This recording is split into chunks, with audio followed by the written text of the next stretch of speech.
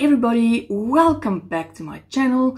I'm Cassandra from the blog Craftably Ever After, and I'm so excited that you guys are joining me again today. Now today is going to be an interesting video, I hope, for you guys, because it was very interesting for me to get to this point of making this video today. Now I'll explain to you what exactly is going on, but the video I think will basically be, it's going to be a yarn review, it's going to be a pattern review, and it's going to be a crochet experiment all in one. So let's get cracking. Now the yarn that I based, or that started this whole week for me, was a yarn that I received in my happy mail from Caroline over at For the Love of Crochet. She sent me a lovely Hobby Lobby little yarn haul, because in Denmark I don't have access to Hobby Lobby, and I showed the yarns to you last week. Now one of them that I forgot to actually show you in person, I popped a picture in somewhere in between my talking, but it was this yarn.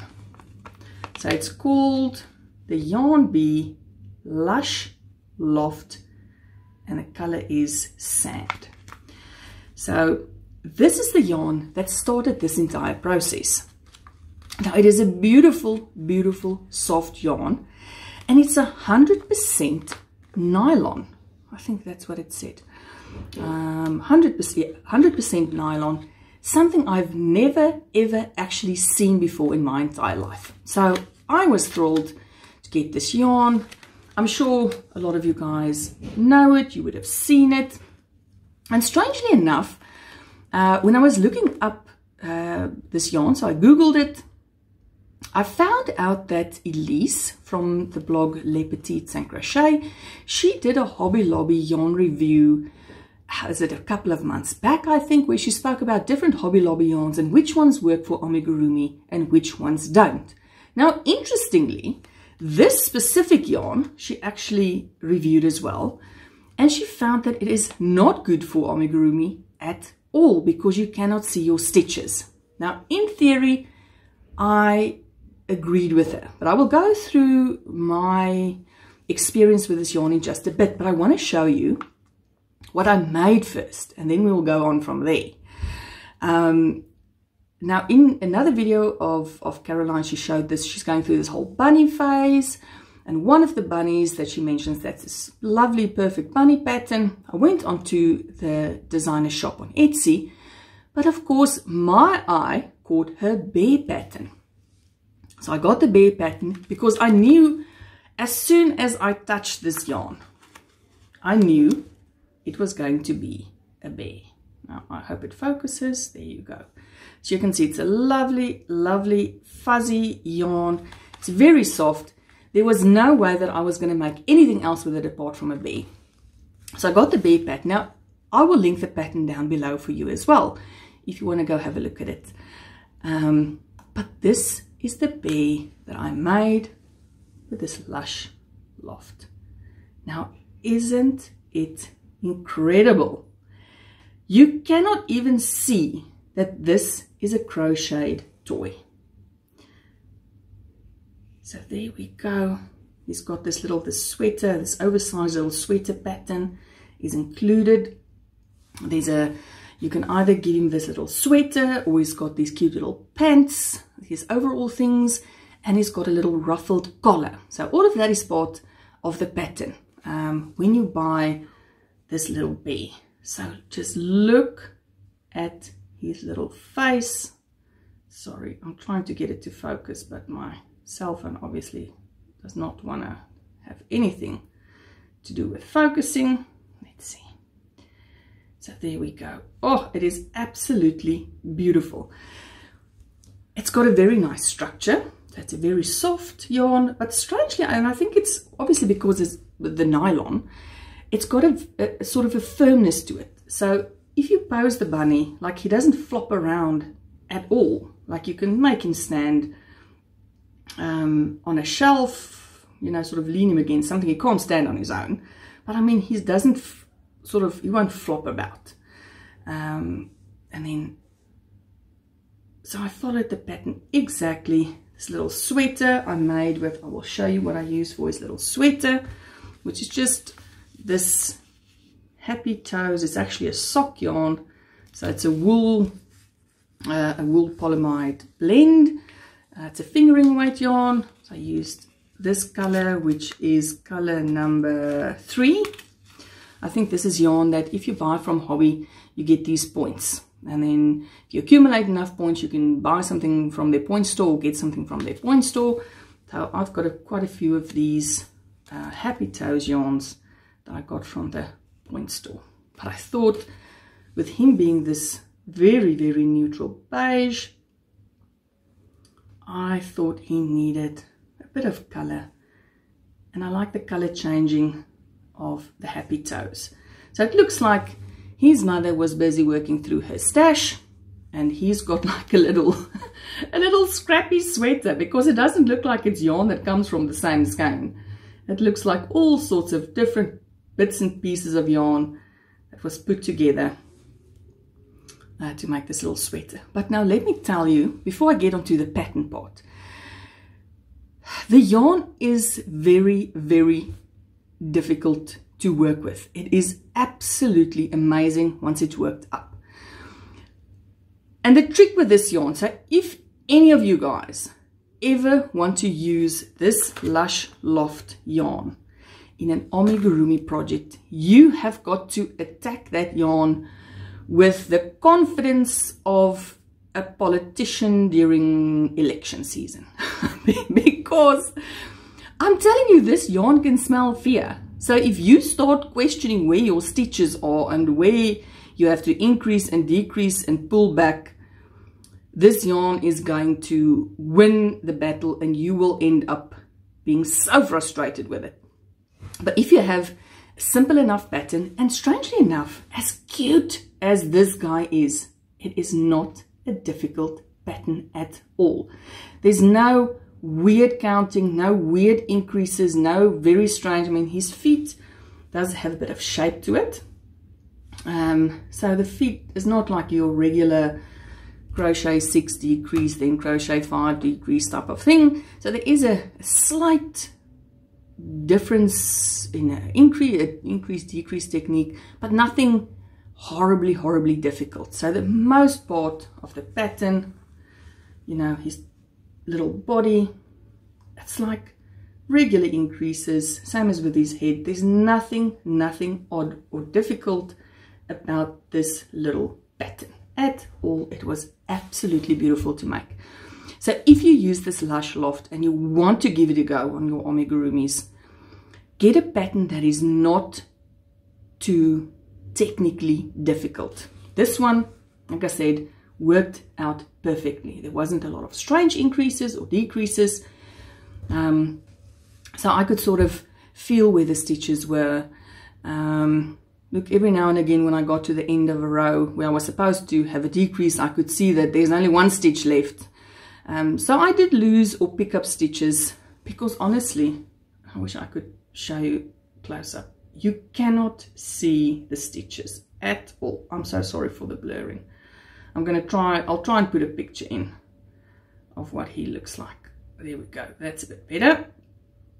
So this honestly looks like a bear that you would buy in a toy shop. You cannot see in person that this bear is crocheted.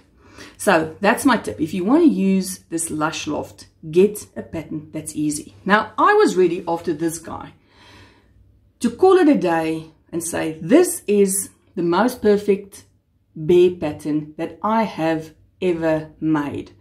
My daughter loved it. She said it's the most beautiful toy that I have ever made. Now, that's high praise indeed from a 10-year-old. So I was willing to announce to the world, this is my top bear pattern. But do you think I was happy to end there and just sort of cut the week short and say that was it? I found it. It's the perfect pattern. Nope. So I got to thinking. Now, every time I tell my husband, you know, I've been thinking, he always says, you know, that's very dangerous. And I tend to agree with him, because I was thinking, what if this is not the perfect pattern? What if the perfect pattern depends on the yarn and the color that you use? Now, obviously, we buy patterns from designers because we like the look of it. We like the photos that's on the listing. I mean, we don't buy patterns to now go and recreate the entire thing.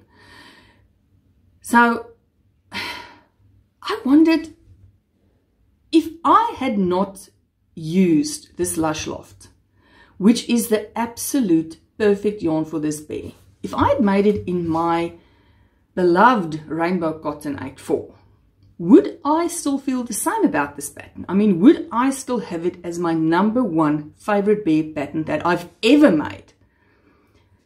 So I thought I'm going to give it a go and see how I feel. So I got out my Rainbow Cotton 8/4, did it in a completely different color, and I made his little sweater in a completely different color as well. And this is what I ended up with. So this is my Rainbow Cotton 8/4. It's that, I don't have the yarn here with me, it's that very lovely caramel color that I love using on bears. This little sweater you would recognize from last week when I showed you the Barbie doll dress. It's this Universe yarn from Hobby. And I made this bear. Now, he is adorable. I mean, I love him. But if I did not have the Lush Loft and I'd only made this bear in Rainbow Cotton 8/4, yes, I would love the bear, but he would not be the best bear pattern that I've ever made.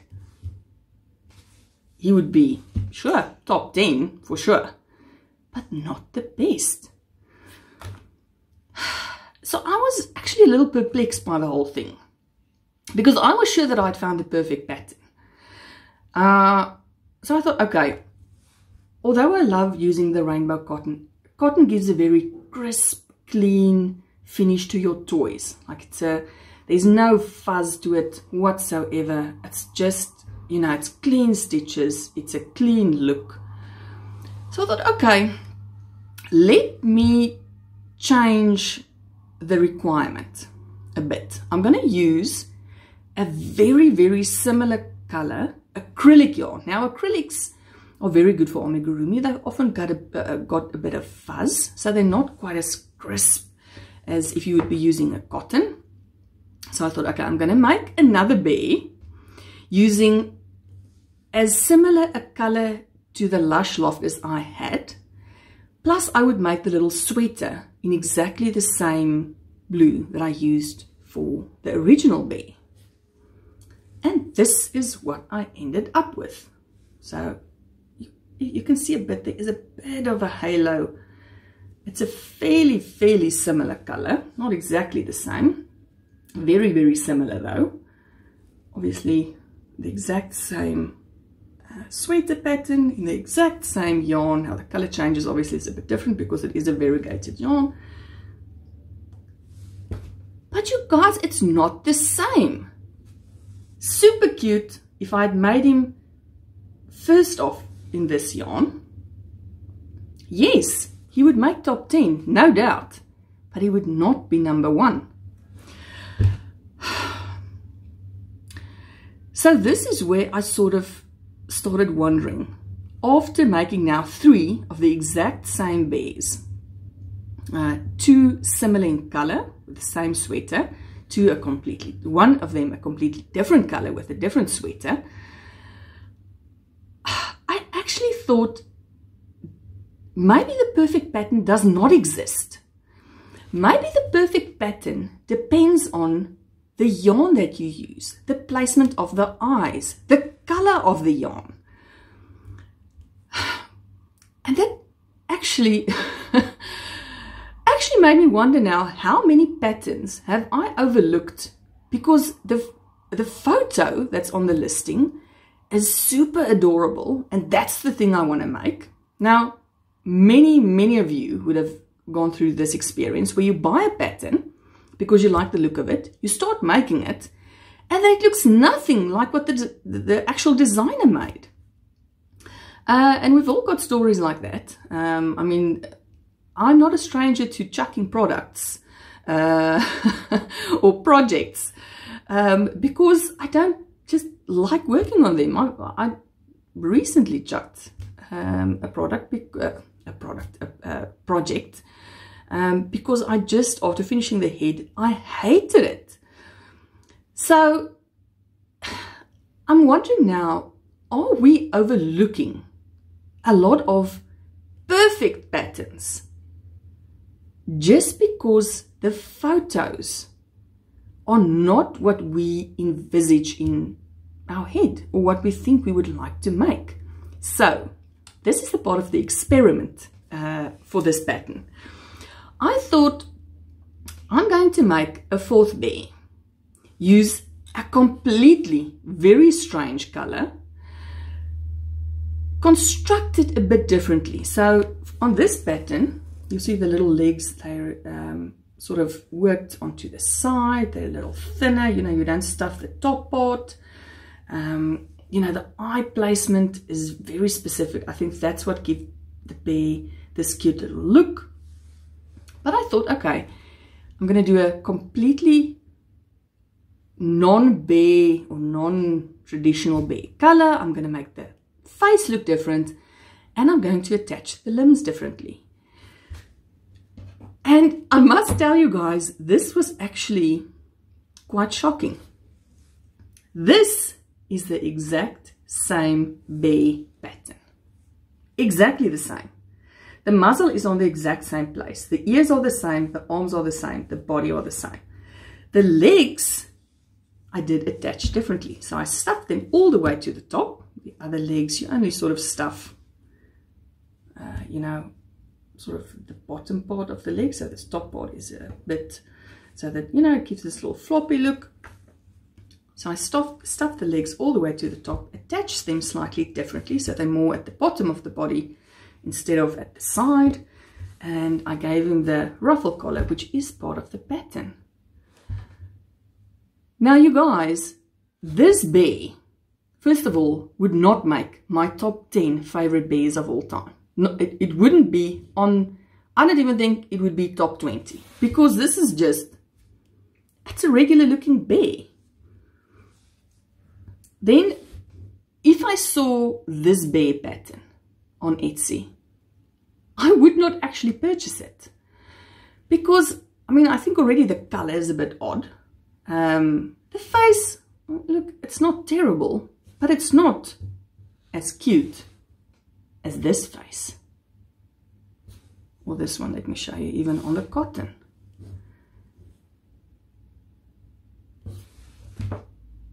So how many patterns are we overlooking that with a slight change in color or eye placement or leg placement could become the perfect pattern?